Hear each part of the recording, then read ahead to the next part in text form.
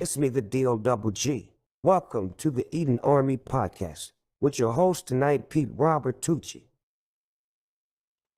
Thanks, Snoop D-O double G, for that nice intro. Welcome, everybody. It is Friday, January 26, 2024. Welcome to the Eden Army Live. It's been a slow week, but as you know, we are streaming on both YouTube and on Kick. If you're over on YouTube right now, join us on Kick. This is where all the cool kids hang out.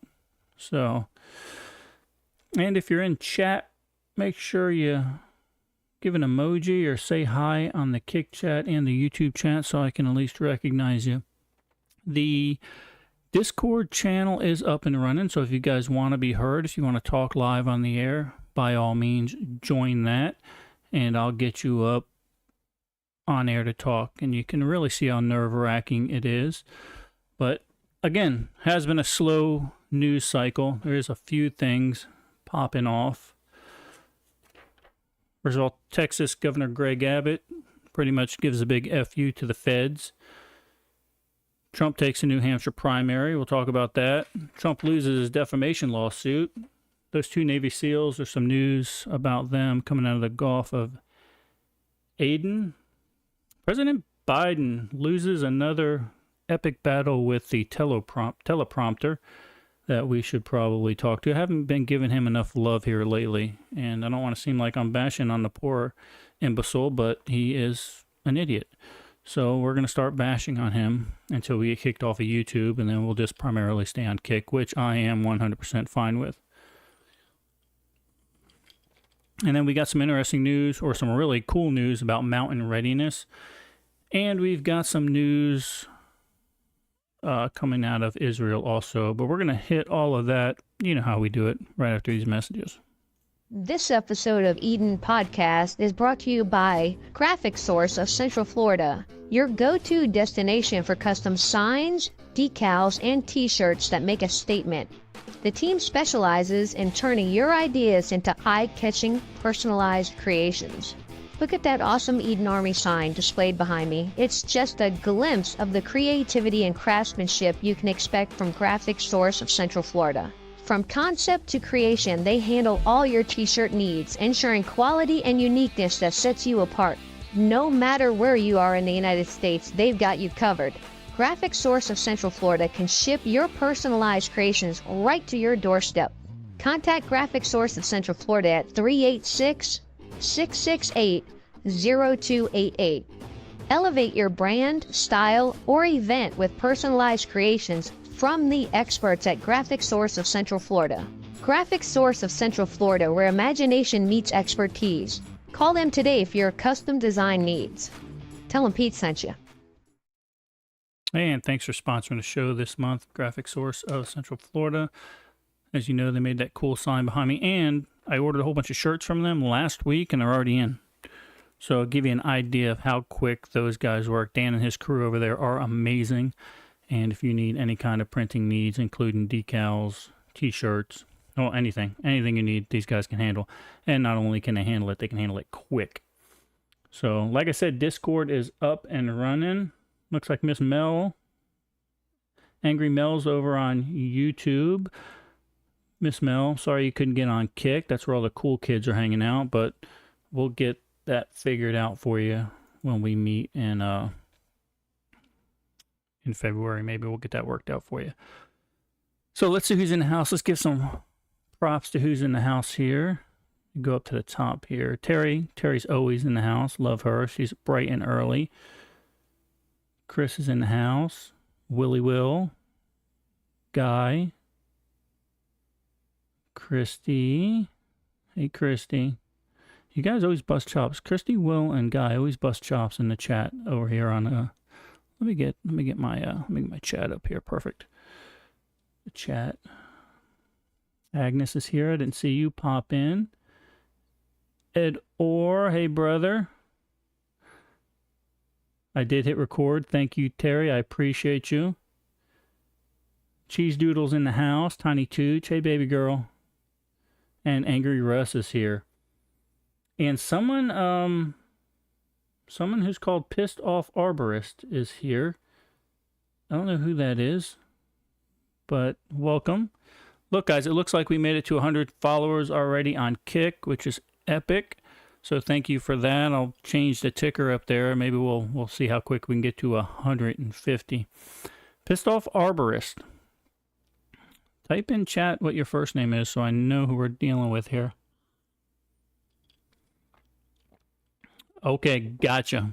I know exactly who you are. Did you have a good time? Yeah, I got you, Mike. Hopefully you had a good time. Are you going to be at the next Mountain Radiance event? Thanks, guy. All right, let's get some news out of the way so we can shoot the BS after that. Like I said, Angry Mel's in the house over there on the YouTube side.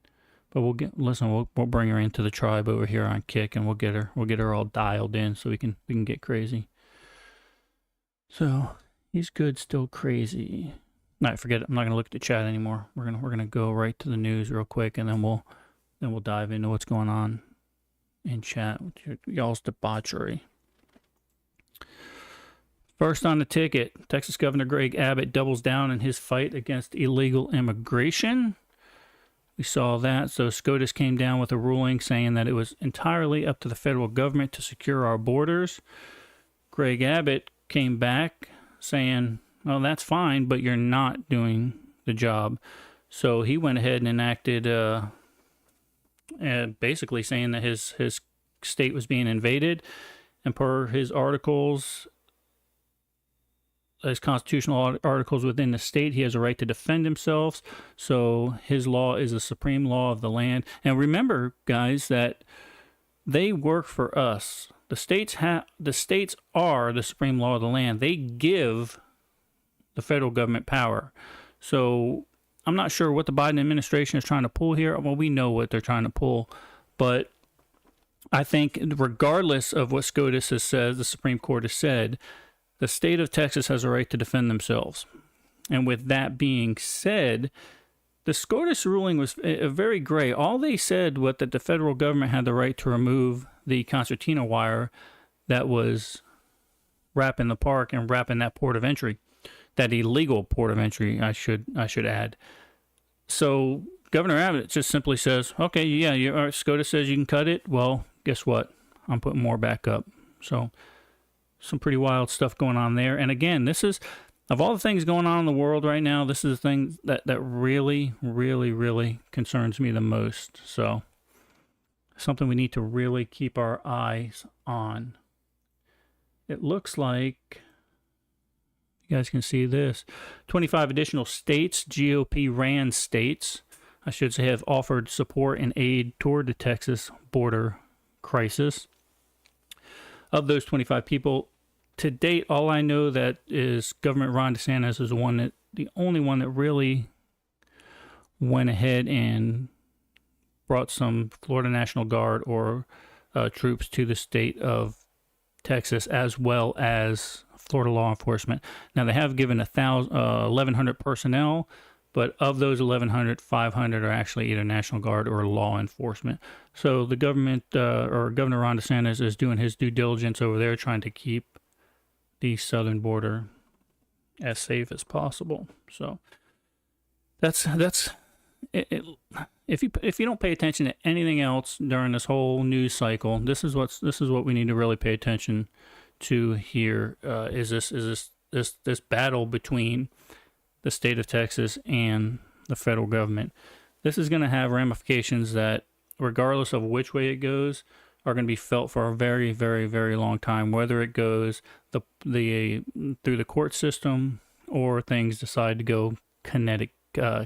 So we'll see. I think that would be a very big mistake for the federal government to try to use any type of force against the Texas National Guard.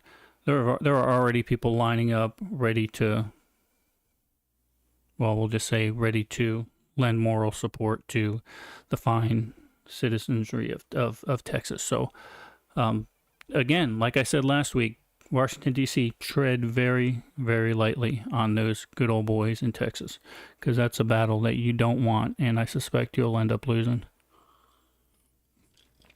So that's that. What else we got in the news? Let me get rid of this guy here.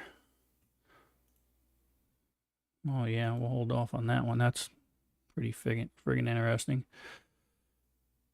Trump takes New Hampshire primary by double-digit margins. Governor Ron DeSantis left prior to the primary, and he immediately went to back former President Donald Trump for the GOP nomination for the White House. Nikki Haley, immediately after losing, said the race was far from over and looks forward to continuing the fight. And why does she want to continue the fight? She knows that she's not going to win. There's no chance in hell she's going to win. She wants a cabinet position. And Trump already told her there's no spot for her in his new administration, because now you have to remember that in the last administration, Nikki Haley promised that she would never run against Donald Trump, but now she has reneged on that. And on that promise, and certainly has run against them with some very interesting backing. And let's look at that real quick. I see some questions. Hey Dan, good to see you, brother. We'll get to some questions here real quick. Let's just run through this news, and then we'll back up. But let's talk about what actually happened in the New Hampshire polling. And this this blows my mind. So here's what's happening. This is they're telling you the game plan right here. This is the game plan for the Democrats and the liberals. This is what they're hoping to do. But you have to ask yourself, why are they doing it? And you look at the two different candidates for the GOP nomination, and you have to ask yourself, why, when you watch these videos, ask yourself, why are they doing this?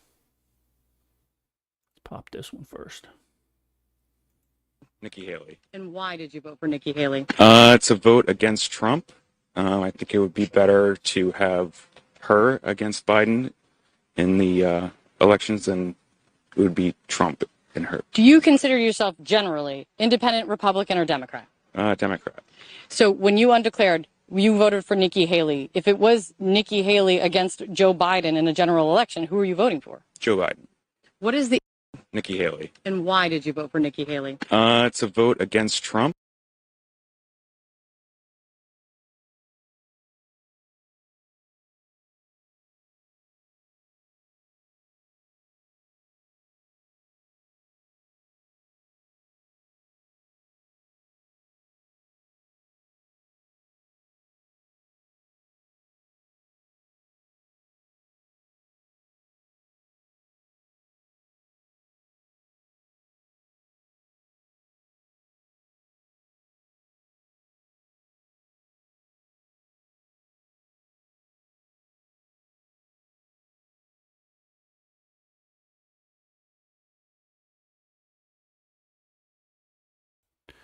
Thanks, Guy. I muted myself. You're right.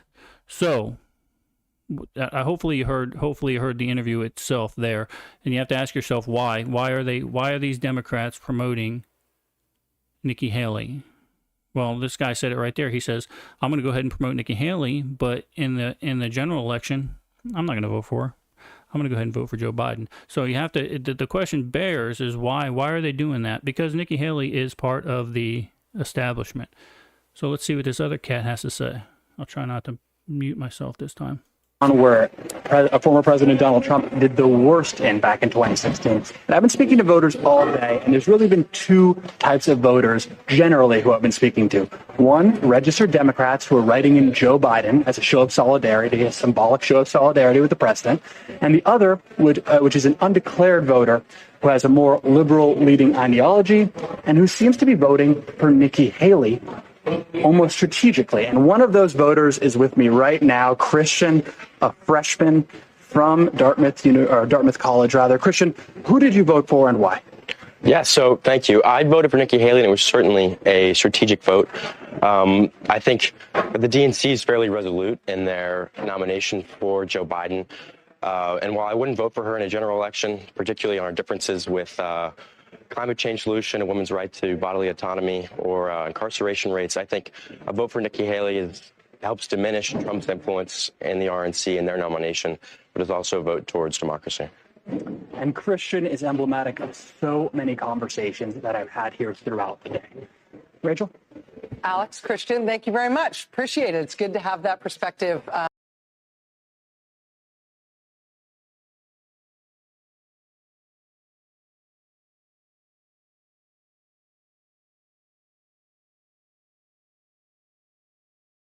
Sorry, guys, I'm trying to minimize the echo there. But so that's their game plan. That's exactly what they're trying to do. They are going to take either these undecided or flat out take these Democratic voters, have them vote for Nikki Haley because she's part of the establishment, the anti-Trump establishment and the never-Trumper establishment. So it's sad, but that's their game plan right there. And I think as we go on through this CNN or MSNBC, you're going to see what I was talking about, where they're actually promoting that these. You're right, Dan. It did sound staged or rehearsed. I'm not sure. I suspect there were hundreds and hundreds and hundreds of people that actually did that, and possibly even thousands that did that. Well rehearsed from the DNC, sent in to do those votes. But let me see if I can't get the rest of this MSNBC interview up here, where she's basically telling them, "No, go ahead. You got plenty of time. Go ahead and change your affiliation so you can vote for Nikki Haley, and we can keep Trump out of it."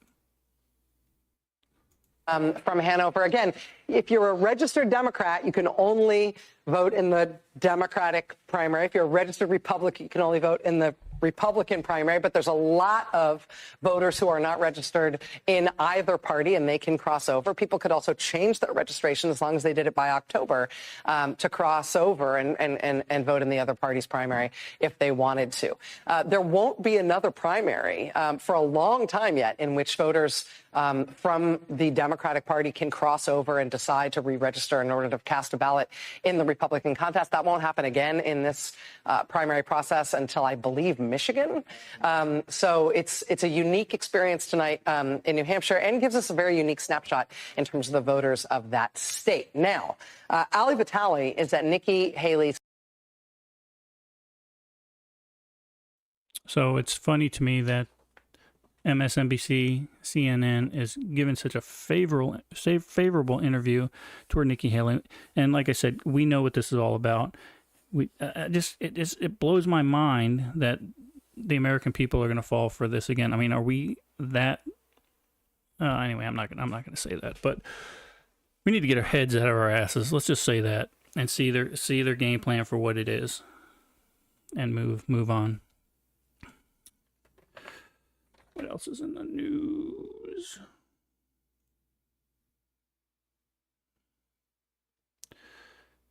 The search for the 2 Navy SEALs lost off the coast of Somalia has ended from a rescue to a recovery mission, unfortunately. The Pentagon identified the 2 sailors as Special Warfare Operator Christopher Chambers, age 37, and Special Warfare Operator Nathan Ingram, 27.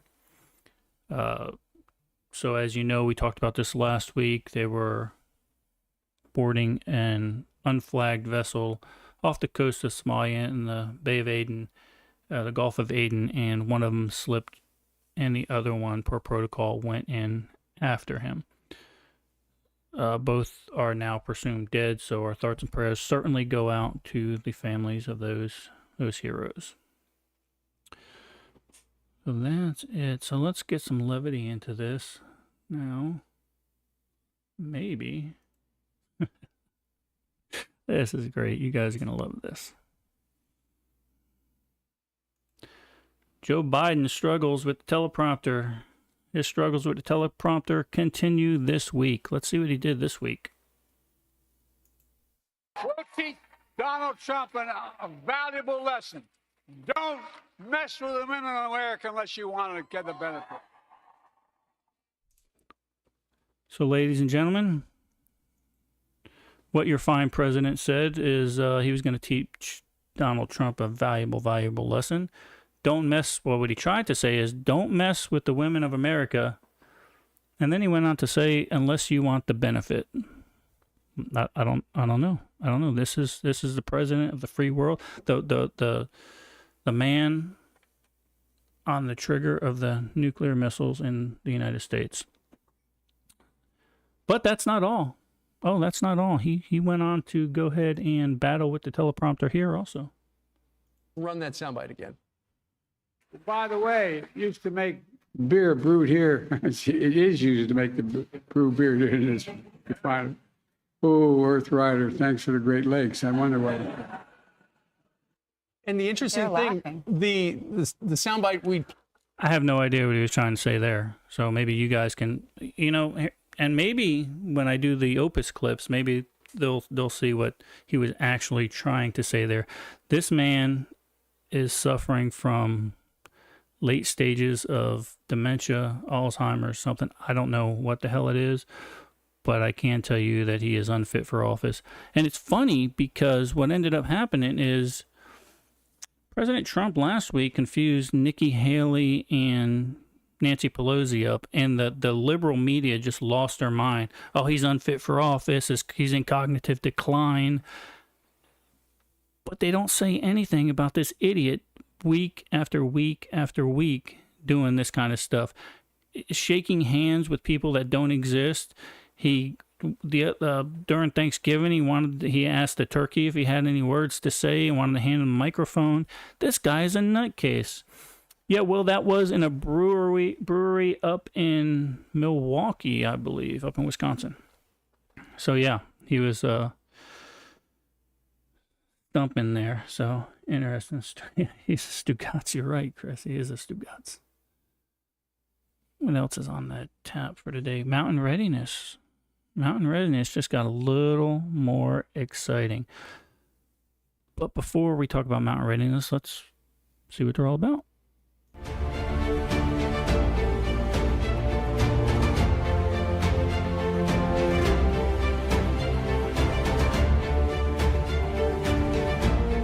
Hey folks, this is T, and this is Mountain Readiness.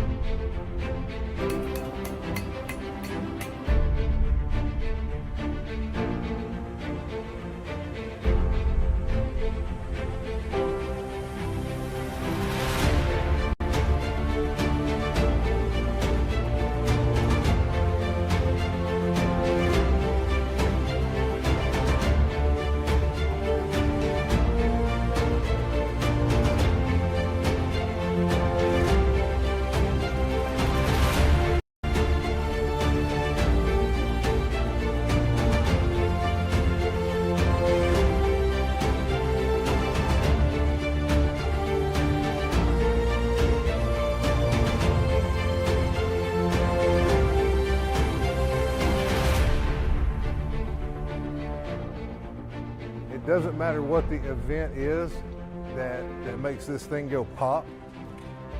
It's going to be water, shelter, fire, food security. That's it. That's what you need in a nutshell.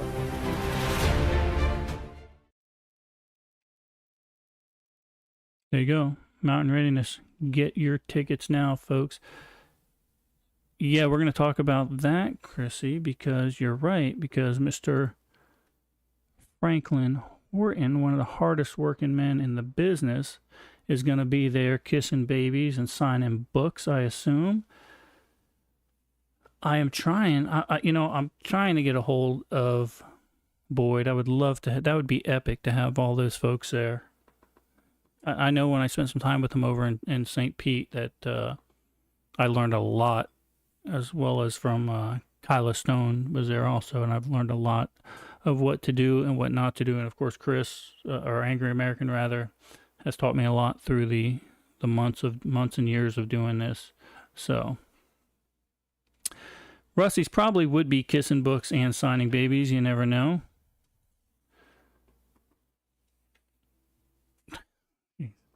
So some depressing news also, not that the Navy SEALs being presumed dead wasn't depressing enough, but Israel suffered its largest single-day loss in Gaza this week when they lost 21 soldiers in a building collapse and another 3 soldiers during small arms fire.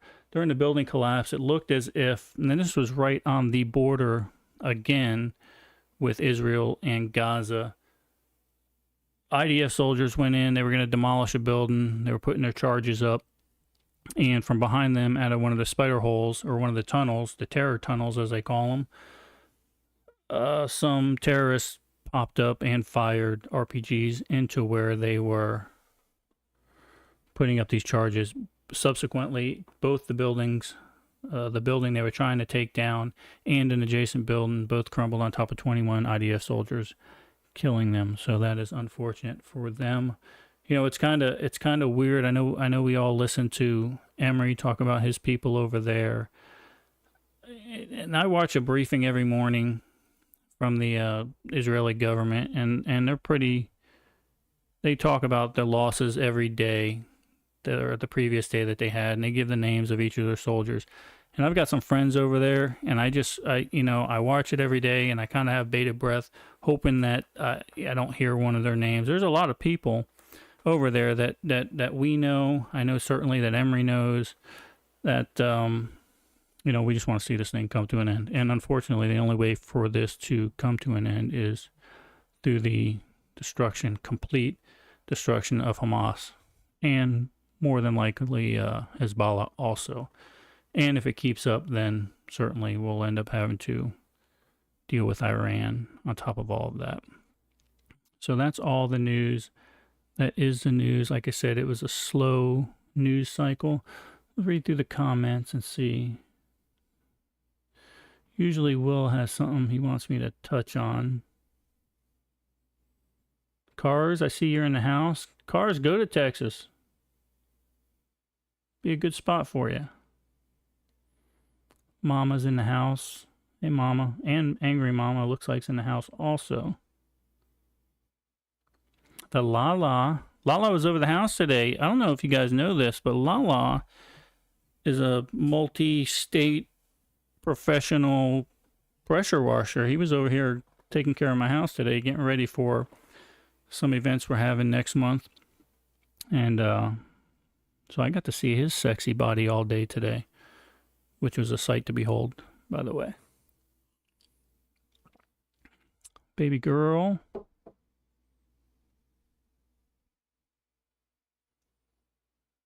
Oh, we have chat and YouTube.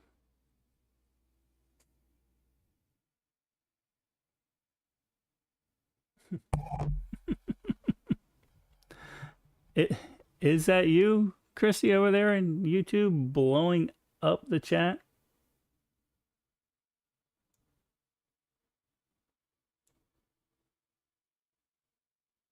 Hey, Teresa, good to see you.